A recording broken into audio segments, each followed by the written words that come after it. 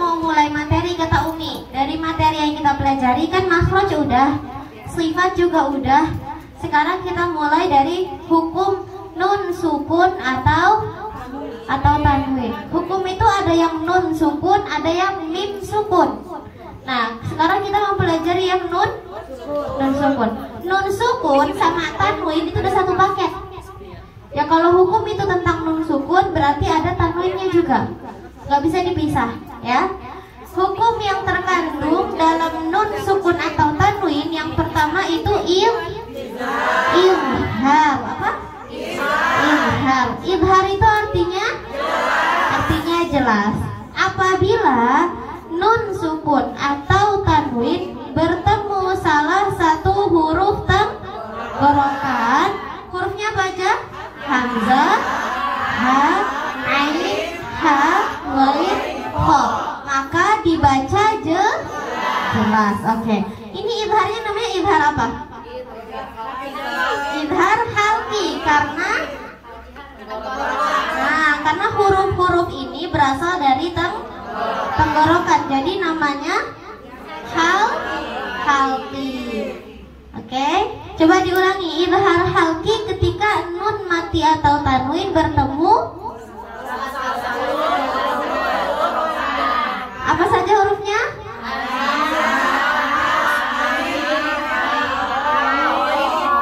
Oke, dinamakan izhar halqi karena apa?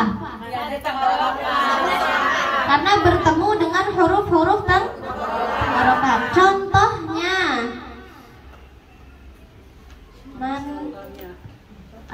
tulisan aku jelek, maaf ya.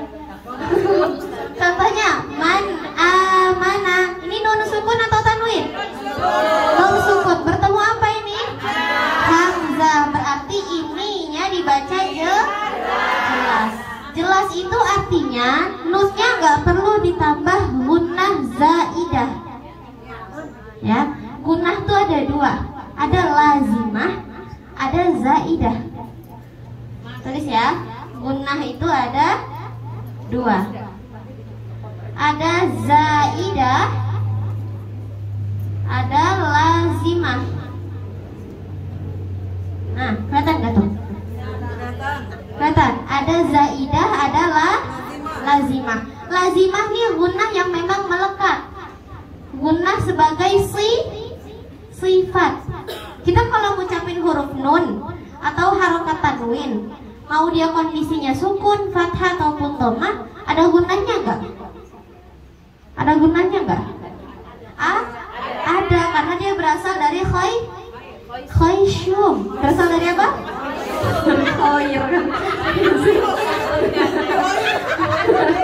Berasal dari atau rongga hidung. Jadi mau apapun kondisinya, nun sukun pasti ada gunnahnya, nggak bisa hilang sama sekali. Nah, gunnah itu namanya lazimah. Gunnah yang emang dasarnya nggak bisa dihilangin. Ada lagi gunnah zaidah.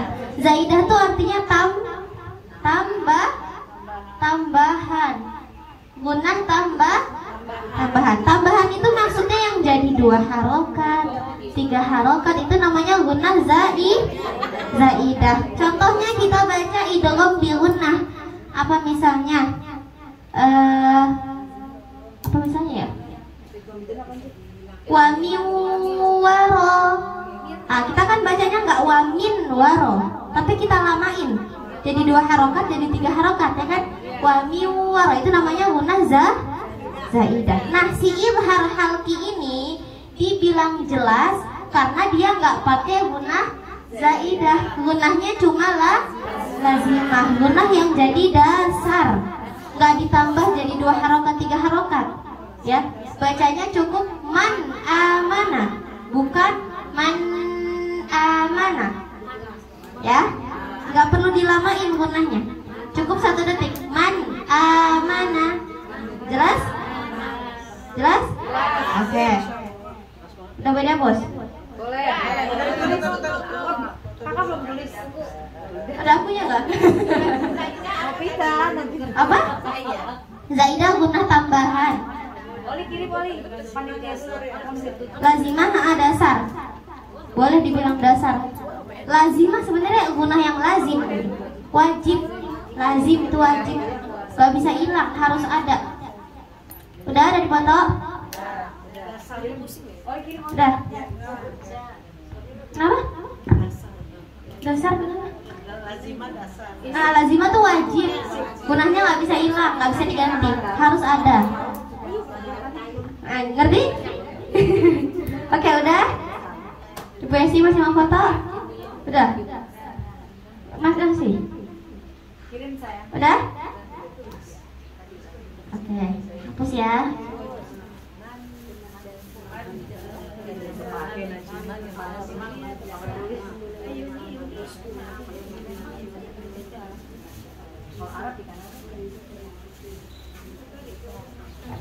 Sekarang yang kedua, idgham. Gede banget tuh. Idgham. Idgham ada dua. Ada apa aja? Nun. Nah, sama bila gunnah. Oke. Ini kita ngomongin yang di nun sukun atau tanwin ya. Idghamnya cuma ada dua. Kalau kita ngomongin di mim sukun, idgham cuma ada satu. Kita ngomongin di kelompok idgham lain, idgham ada banyak. Sekarang kita fokus ke nun sukun dulu. Oke, idgham ada dua, bi gunnah sama bila. Idgham ini artinya melebur. Melebur atau bahasa kita memasukkan ya.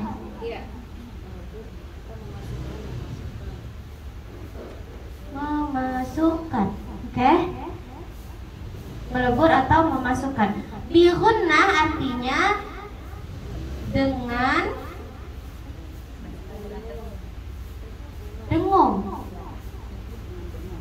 Bi itu dengan, gunnah itu dengung. Kalau ini tanpa dengung. Kalau suka keliru, ya, kalau suka keliru ingetin aja. La itu kan artinya tidak, ya. Jadi berarti kalau dia bila gunnah dia tidak ada dengung. Oke. Sekarang idgham artinya memasukkan bil gunnah dengan dengung, bila gunnah tanpa dengung. Huruf idgham bil gunnah ada apa aja?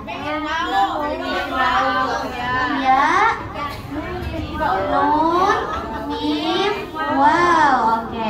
Terus idgham bila gunnah hurufnya ada dua, apa aja? Lam, ro.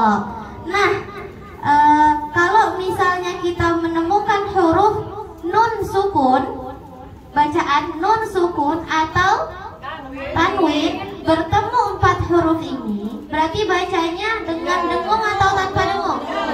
Dengan dengung. Contohnya tadi miu waroi.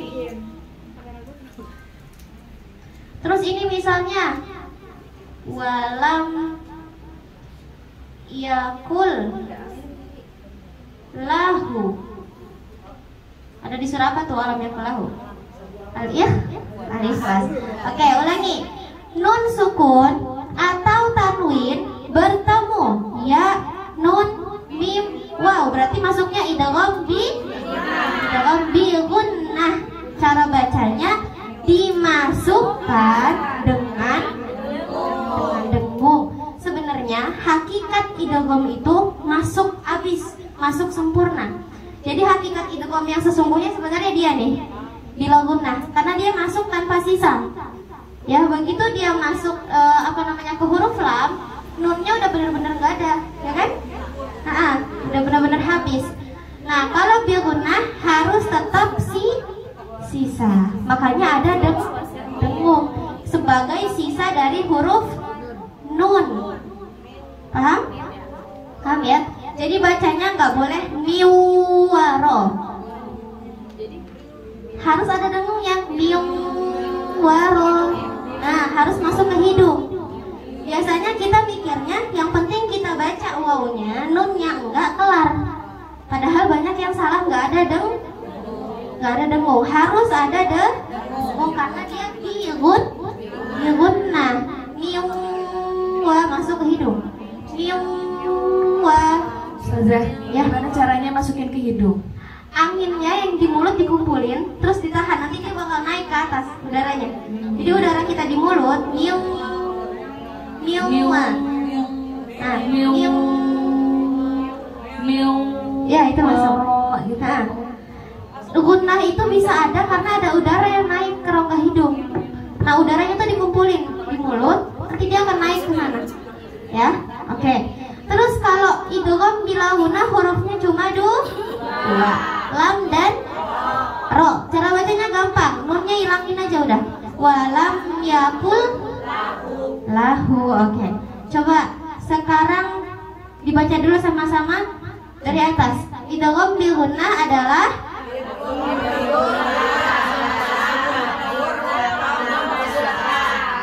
bil gunnah adalah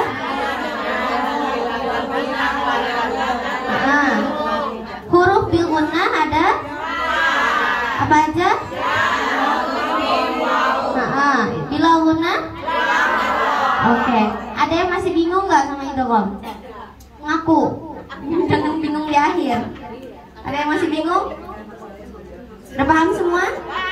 Oke, berarti siap, nanti pulang ada tugas ya? Ya, siap ya?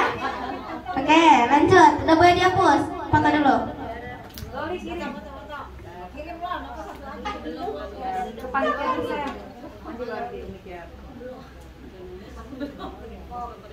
Jauh banget itu kena.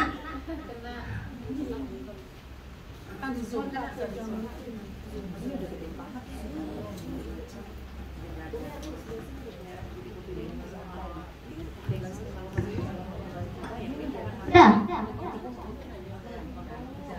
Ibu Sari masih mau foto? Udah.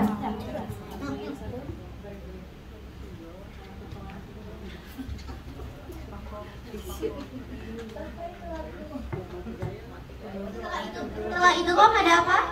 Ifa terakhir aja lebih banyak. Apa ya lah dikit? Itlaq. Gede banget tuh. Sudah kelihatan. Kalau itlaq itu artinya, ayo siapa yang tahu arti itlaq? Mengganti terus. Merubah terus. Dah. Artinya adalah, benar kata Bu Haji Nur, merubah atau mengganti atau berbalik ternyata. Jadi di zaman dulu, sebelum ada ulama mutaakhirin, ulama mutaakhirin itu ulama zaman sekarang, waktu masih zaman para sahabat dulu, nyebutnya bukan iklab, kolbun. Nah, karena sifat dari, makanya hati itu dinamain kolbun, karena hati itu kan berubah-ubah, ya. Nah, sekarang aja di zaman ulama mutaakhirin diganti namanya jadi iklab. Karena zaman sekarang yang lebih masyhur itu, jadi ditetapkannya iklab. Oke. Iklab adalah apabila nun sukun atau tanwin bertemu apa? Bertemu apa? Bertemu ba, dari ba. Hurufnya cuma satu apa? Ba. Apabila ada nun sukun bertemu atau tanwin bertemu ba, maka terjadi hukum iklab. Cara membacanya adalah merubah atau mengganti. Apanya yang diganti? Dia. Nih. Nunnya atau tanwinnya diganti menjadi mim. Ya, diganti menjadi mim. Oke, contohnya